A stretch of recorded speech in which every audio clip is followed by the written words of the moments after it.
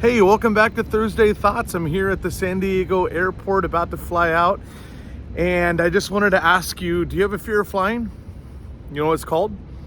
Aviophobia, aerophobia, people that are deathly afraid of flying for fear of crashing. And yet the interesting thing is that it's actually statistically safer to go flying than it is in a car. And yet you and I never have a second thought about getting in a car, but a lot of people are deathly afraid of flying. And what's the difference?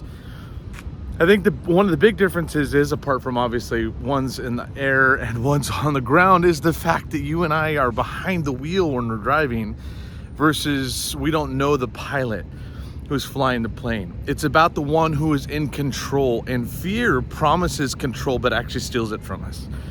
Fear is a thief that can't actually take anything from us unless we hand it to it.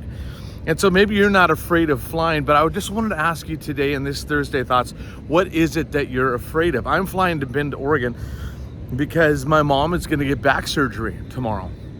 And she's been deathly afraid of getting back surgery for years, even though she's had slip discs, been in extreme pain.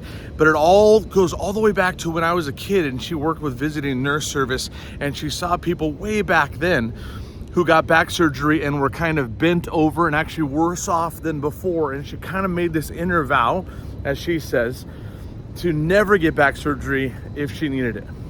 And so that carries all the way now, decades later, right? Decades later, and she's saying, I'm not gonna get it, even though she's been in extreme pain and almost immobilized.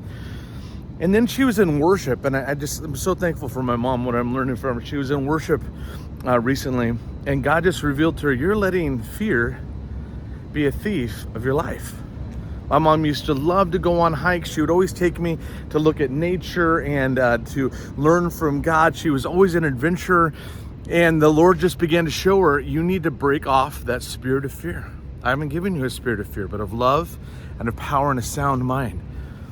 And as she just repented for giving fear the wheel in her life, she all of a sudden had this courage to say, I'm going to get back surgery, because my life is not in the hands of the surgeon. My life is in the hands of the one who made me.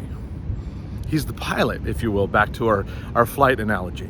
And I just want to encourage you, because I know that my mom is going to be on this long journey, but it starts with breaking fear. And she's going to be like having this, all the PT and all of that kind of stuff that's going to happen. But she is going to be so free because she said no to fear. Again, fear is a thief that can't take anything from us unless we hand it to it. And so I'm about to get on a flight, and my trust is not actually in the pilot. Every time I get on a flight, I always pray for the pilots. I pray for the aircraft, but ultimately I surrender my life to the Lord.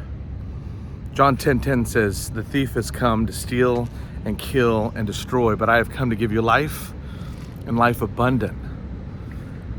Jesus doesn't want you to just survive. He doesn't want you to just move from day to day, gritting, white knuckling it. He wants you to thrive. Life and life abundantly. And when the way that happens is by letting him have control. Ask the Lord today, what places of fear have been clipping my wings?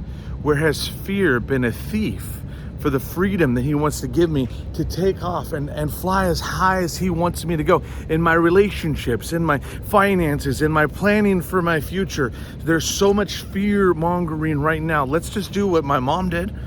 Let's repent for the places where fear has been keeping us back, maybe from stepping out in a place of ministry, maybe from stepping out in a commitment to a relationship and getting married, maybe from deciding that you're gonna start a job, or you're gonna ask for a promotion. Wherever it is that there's been fear, it's not your boss, it's not your spouse, it's not your boyfriend and your girlfriend, it's not the stock market that's in control. What we're doing is, fear has no place for the sons and daughters of God when we trust him. I just saw this quote recently. I'll close with this, where Jackie Hill Perry said, I have to learn to pray the right way.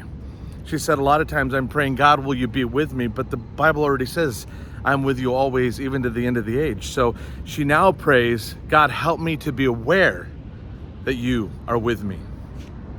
Isn't that good?